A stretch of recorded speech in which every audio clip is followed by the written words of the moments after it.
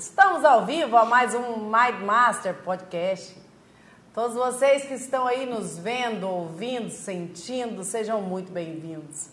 Hoje é um dia especial e dias especiais a gente traz a possibilidade de uma pessoa especial. A nossa convidada de hoje é ela, Elma Silva. Bem-vinda e boa noite. Boa noite, Janaína. Boa noite a todos aí. É uma alegria, uma satisfação muito grande estar aqui. Especial são vocês, né, gente? Tá aqui especial conosco. É você. Muito obrigada mesmo. É uma alegria imensa estar aqui hoje.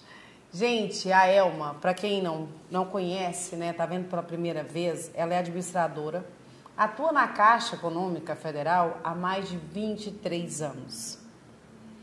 Ela também é membro do FFBS, Escola de Negócios do Reino Unido. É reikiana, instrutora e superintendente executiva da Caixa na parte de habitação e na região do estado de Goiás, na região norte. Ela é mãe, é filha, é querida. Vamos contar a história do querido agorinha. Espera, que tem muita coisa boa dentro dessa caixa incrível que é a Elma.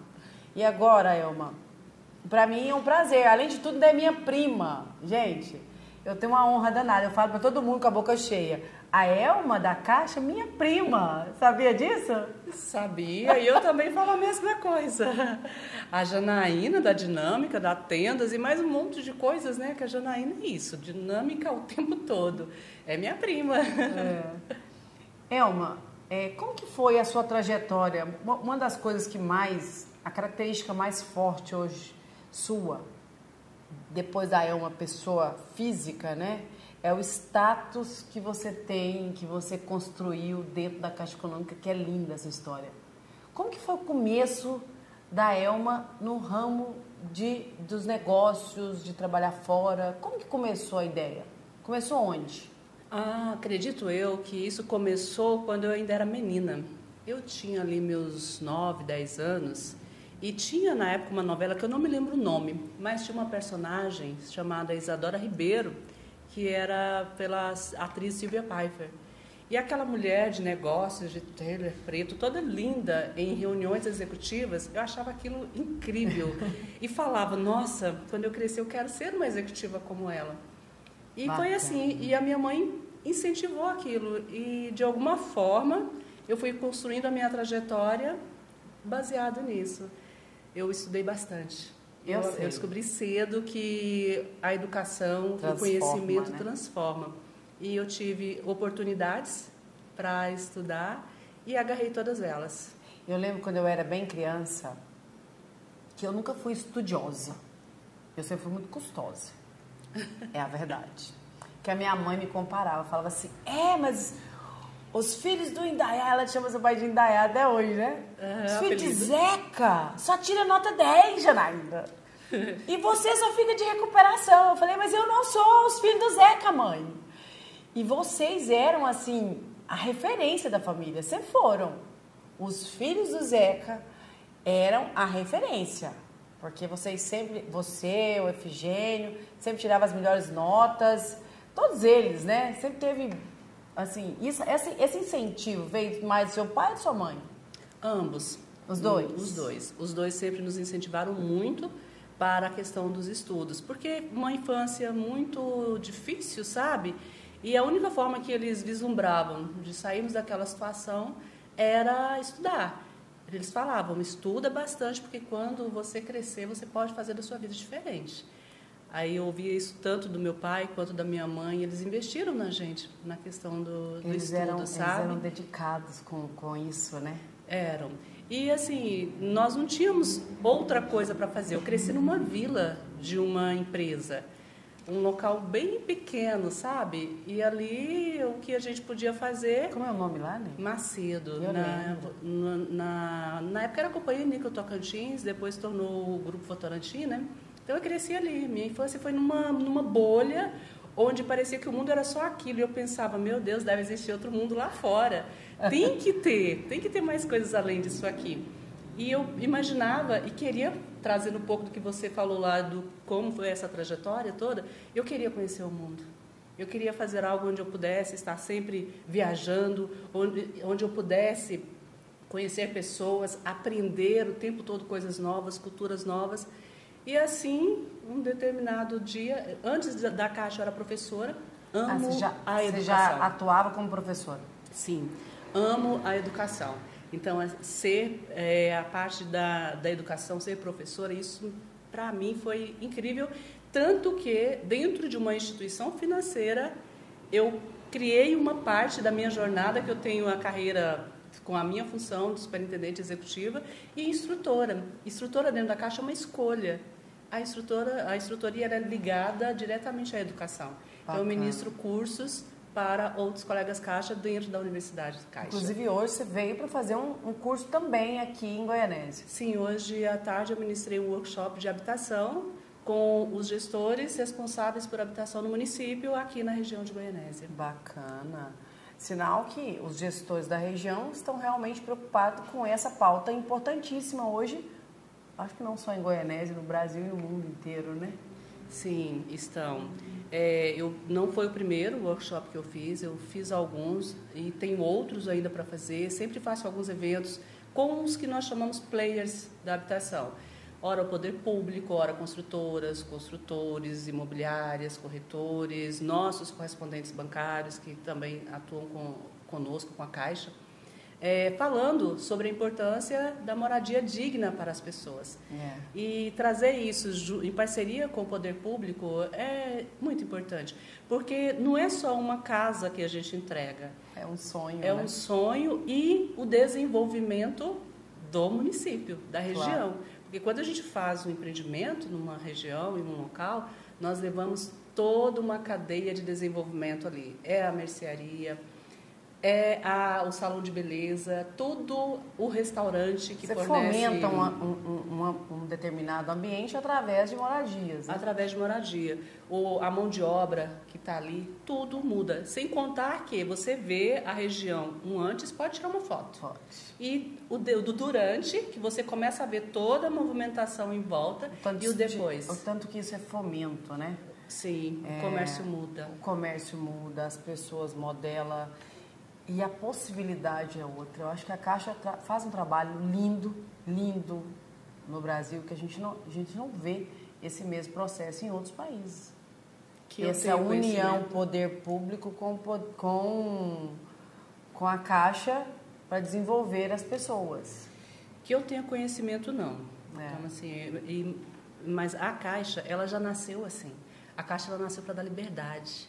É mesmo? Sim. Sabe a história da Caixa? Não sei a história da Rapidamente. Caixa. A Caixa, ela foi aberta para que as pessoas, os escravos, depositassem suas economias para comprar sua carta de alforria. É mesmo? Sim. Criou-se a poupança e naquela época eles vinham, depositavam as economias e dali, tempos depois, eles compravam a liberdade. Então a Caixa já nasceu para trazer liberdade. E ela vem desde sempre fazendo isso. Então, eu me identifico muito. Como eu saí lá da educação, fui direto para a Caixa. Quando eu cheguei, eu pensei... Você passou no concurso? Passei no concurso. Na Caixa, para ser empregado, é só via concurso.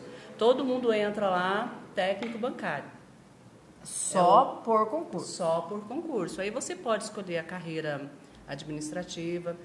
Quando você começou lá, qual que era a sua função na Caixa? Técnico bancário. Técnico bancário faz o quê? Só para a gente entender. A gente começa no atendimento como um todo. Que o pessoal fica ali fora, ajudando. Pode ser no atendimento lá fora. Eu comecei no FGTS. Lá na parte do atendimento ali ao trabalhador. Foi nessa parte que eu comecei.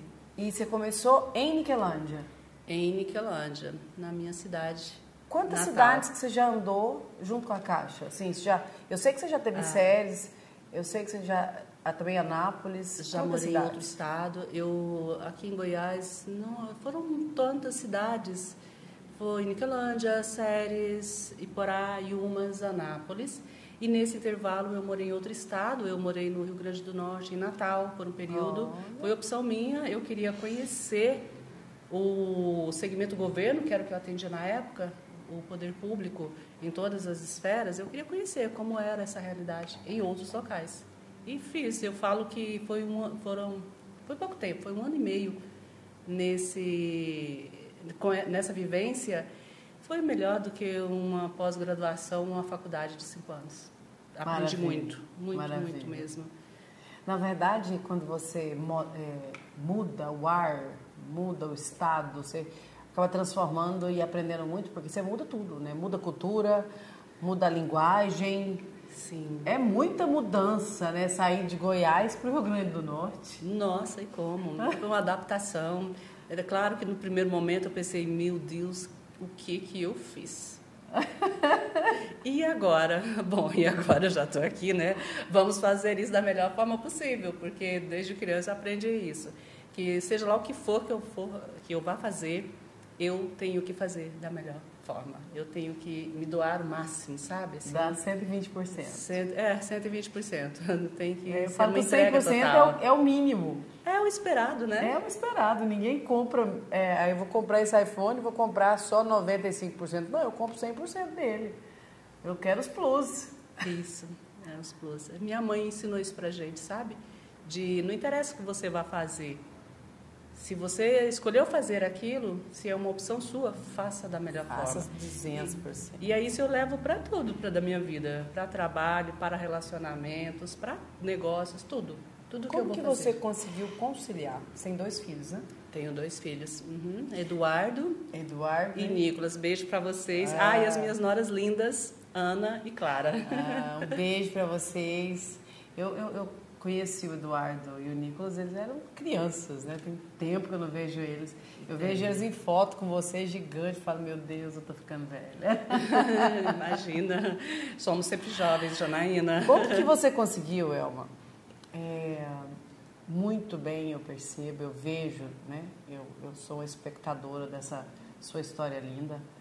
Como você conseguiu conciliar trabalho, essa vida de negócio? Porque desde que eu conheço você, que eu enxergo você na Caixa, você está sempre em cargo de muita relevância. Você está sempre viajando, você está sempre fazendo treinamentos, palestras. Como você concilia família e esse trabalho tão, como que eu vou colocar? Que te pede tanto, né? Que você entrega tanto. É desafiador.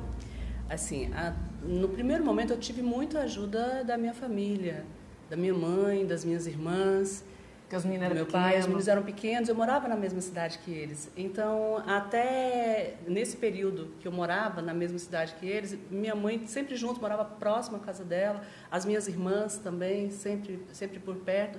Então, ajudavam muito, muito mesmo, cuidavam muito dos meninos para mim. E eu, assim, devido a estar já numa condição melhor dentro da Caixa, eu sempre tinha alguém que me ajudava. Eu tive pessoas maravilhosas que ficavam com o menino. Deus manda os anjos. Ficavam com o menino no hospital, que dormia com o menino para mim, assim. Elas, assim, são incríveis. Eu até não vou citar os nomes aqui porque eu corro o risco de esquecer alguém. Mas todas que já me ajudaram de alguma forma, eu agradeço imensamente. E em cada cidade que eu passei, em Séries, eu tive uma pessoa que ficou comigo lá praticamente todo o período que eu morei lá, que eu morei em Séries, a Cleide. Então, lá, como foi praticamente ela, foi, assim, maravilhosa. Eu posso dizer que eu sou muito abençoada. Eu sempre tive esses apoios. E aí, também, assim, quando a gente faz uma escolha e a gente determina que nada vai atrapalhar aquela escolha, você encontra os caminhos. Se aquela escolha é para a sua vida, se aquilo é certo para você, se Deus colocou a mão e falou, é isso, os caminhos você vai encontrar. E foi assim, aí eu fui, graças a Deus, meus filhos são abençoados, eu acredito que eles não têm carência de mãe, filhinhos. Espero estar falando a verdade aqui, eu estou falando a minha percepção. Porque a gente às vezes dá o que tem, mas nem sempre é o suficiente. Né? Eu acho que eles não têm carência de mãe porque a gente estabelecia momentos, sabe? Então, Bacana. Quando eu estava período de trabalho, eu estava lá no trabalho, dedicava ao máximo, mas quando tinha as pausas, as folgas, as férias... O tempo para eles, você estava com eles. Isso, aí eu programava, para compensar isso, eu programava férias E aí a gente tinha que viajar, fazer alguma coisa, não dava para passar as férias só ali. Poderia ser ir para um hotel fazenda próximo, ficar ali um final de semana. Eu lembro que eu estava em Pirinópolis uma vez, cheguei lá, estava você e a família jantando.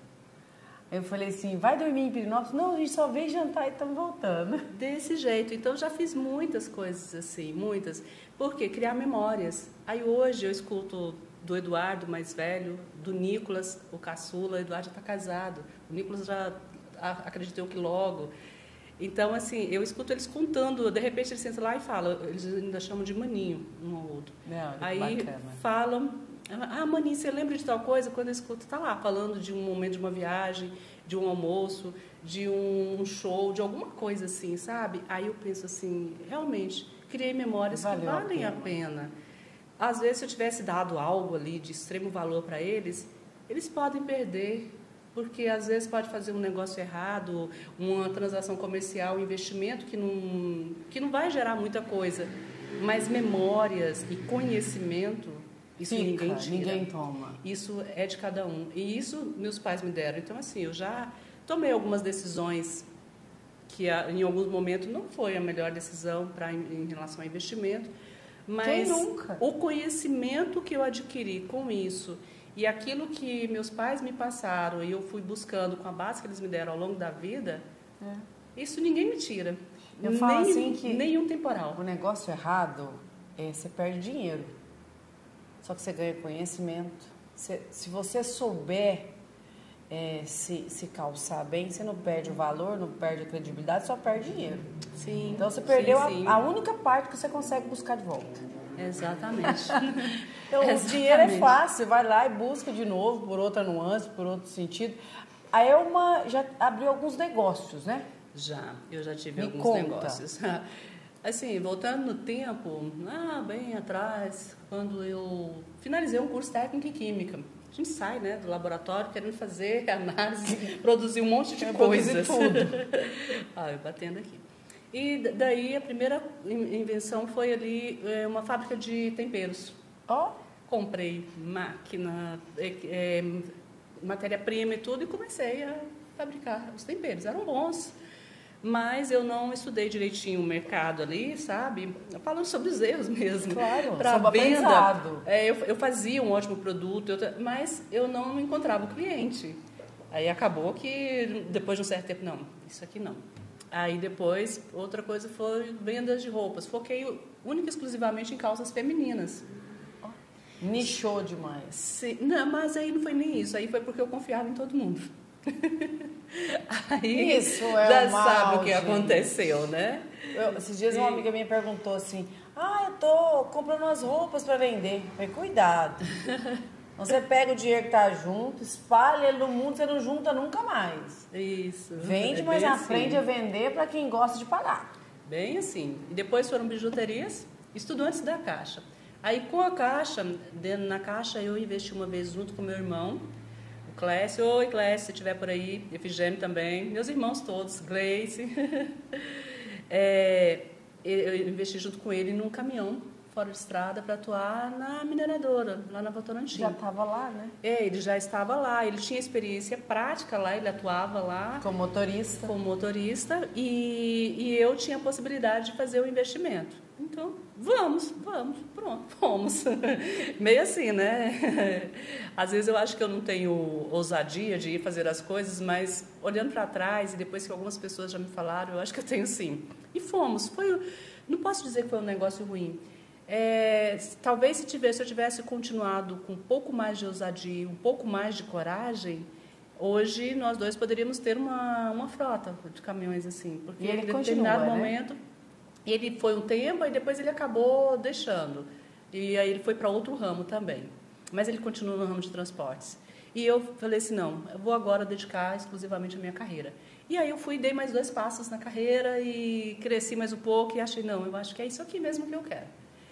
Quando foi antes da pandemia, aí foi um passo ainda maior. Peguei o CNPJ mesmo, porque até o caminhão não foi CNPJ, foi CPF, pessoa física, como cooperado. Estava dentro de uma cooperativa. Dentro de uma cooperativa. Bacana. E aí, pré-pandemia, não. Então, agora eu vou abrir uma empresa e escolhi o ramo da beleza e bem-estar. Porque eu acredito muito que dá pra gente... No autocuidado, para mim, essa questão da gente se cuidar mesmo. Se amar, se respeitar, tá com a autoestima lá em cima. Isso passa por um cuidado do corpo. Afinal, é nosso templo aqui. Eu tenho que cuidar dele. E aí, investi numa clínica de estética, que era integrada com uma clínica de terapias integrativas. Bacana. Então, fazia o tratamento do corpo e da mente. Esse é um caminho sem volta, né? É o caminho sem volta. Você pode fechar essa empresa, mas você nunca mais dá conta de sair da terapia integrativa. Quem já entrou, não sai nunca mais. Não. Tanto que eu me tornei reikiana, né? Então, o reiki, ele é uma terapia já reconhecida pelos SUS. O Matheus perguntou assim, o que é um reikiano? Conta pra nós, Elma, com a sua experiência. É uma terapia integrativa feita através da imposição das mãos. É originária do Japão. E com essa imposição das mãos, a gente cria um ciclo de energia, tem toda uma formação, onde você vai fazendo com autorização da pessoa e ali você vai curando, através da energia que a gente capta do universo, a pessoa. E já assistiram aquele filme Karate Kid? Não tem o aprendiz e o mestre? Quando o aprendiz machuca o joelho, o mestre não vai e faz uma imposição das mãos com ele? É reiki. Como a gente tem tanta energia, às vezes a gente não sabe usar e às vezes critica. O grande problema das pessoas é a falta de conhecimento. Porque quem não conhece alguma coisa diferente do seu habitat natural, né? Elas vão primeiro criticar. Sim. A grande maioria é assim. Talvez nós já fomos assim também, né? Já fui. Eu basicamente não acreditava, era muito lógica, matemática, raciocínio ali só e pronto. Esse negócio de energia. Até que sabe assim, a alma vai gritando, vai nos chamando para nos conhecer, sabe? Quem eu sou? O que essa pessoa está fazendo aqui? É só trabalhar e pronto. Não que trabalhar seja ruim, pelo contrário, amo, adoro trabalhar. É necessário e é bom, né? Eu preciso fazer algo mais além disso. Eu tenho que trabalhar, mas eu também tenho que levar algo mais. Como isso? E aí começaram alguns chamados, eu fui buscando, sabe? As terapias integrativas e o autoconhecimento. E aí eu fui descobrindo esse mundo da energia. E vai descobrindo a Elma. Isso. E vai descobrindo, e vai se encantando, e vai se apaixonando. Isso, antes falava assim, alguém que faz terapia, que é isso? Coisa de doido. Nossa, pra mim, psicanálise é incrível. E são os doidos mesmo que se cuidam. Porque na verdade são os doidos que dominam, né? Sim. As pessoas normais, as que são dominadas, os doidos que criam tudo. Ninguém nasce com alguma coisa se não tiver um pontinho fora da vírgula. Você tem que querer coisas que não existem. Isso. E olhar para uma coisa que não existe, você tem que ter um ponto fora da curva, não dá. Pessoas comuns, isso que é um copo, mas eu posso fazer de que mais desse copo? O que mais eu posso fazer? Isso. O que mais eu posso criar através disso, né? Aonde que eu posso chegar? E aí tem um pastor que faz uns treinamentos pela internet, que ele tem um vídeo que eu adoro. Ele fala assim, todos que esteve perto de Deus e de Jesus eram loucos. Na Bíblia não tem ninguém normal. Aí você para e pensa. Pensa um cara entrar na cova dos leões. É doido, é ou não é? Sim. O outro entrar dentro de uma fornalha, maluco. O outro ser alimentado por corvos. O outro construir uma arca onde não chovia, não tinha água. E não era carpinteiro. Aí ele fala, não tem ninguém que caminha com Deus, que consegue entender esse Deus, que não é doido. Se você não tem alguma coisa de doido, você está caminhando num propósito diferente. Isso faz muito sentido. A gente tem que acreditar que o natural, o normal, é que anda na contramão. Sim, eu acredito muito que Deus está dentro em nós. Eu falo que eu sou centelha divina, porque Deus mora dentro. E a partir do momento que a gente encontra Deus dentro da gente, a gente passa a ver Ele em tudo. Eu vejo em você, eu vejo neles, eu vejo numa flor, eu vejo numa paisagem, eu vejo num animalzinho. Eu tenho 3 em casa, 2 gatos, um gato e uma gata, Alfredo e Aurora, e um cachorro Aiva. Então, e eles se dão bem? O Alfredo está mais ou menos, mas ele vai ficar bem. Não, eles bem. Se dão bem, se o gato se dão bem, com o cachorro? Não, ninguém se dá bem com ninguém lá não. Assim, mas o Alfredo tenta fazer amizade com todo mundo, mas ele fica meio perdido lá sozinho, sabe? Mas assim, no final todo mundo convive. Convive numa boa. Isso é bem possível. E aí assim, quando a gente tem isso de ter Deus dentro da gente, não interessa a situação que está acontecendo, não interessa o problema, não interessa o caos. Você vai olhar lá para dentro de você, mas espera aí, por que eu vou deixar isso me abalar? Por que eu vou deixar isso me desconstruir se eu sou centelha divina? Amém. Se Deus está dentro de mim. Amém. Isso não significa não ter problemas, isso não significa não passar por situações difíceis. Não. É como eu me comporto com tudo, né? Isso. Você pode encarar sempre uma situação como, vou enfiar debaixo da mesa, me trancar no quarto, nunca mais vou sair, vou chorar o resto da vida.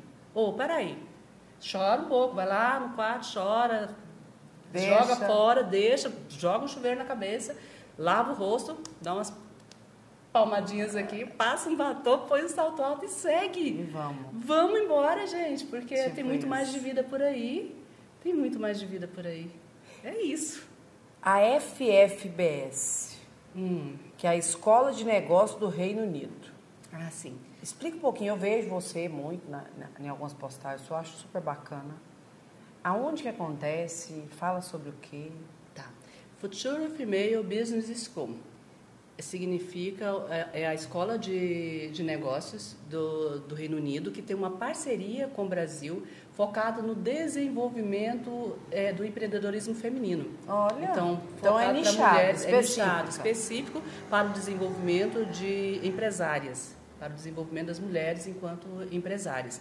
É muito na área da tecnologia também. E nessas minhas experiências, antes de abrir empresa e tudo, eu participei de startups, de hackathons, hacktaws, então eu me envolvi muito nesse mundo da tecnologia, sabe? E eu criei alguns projetos.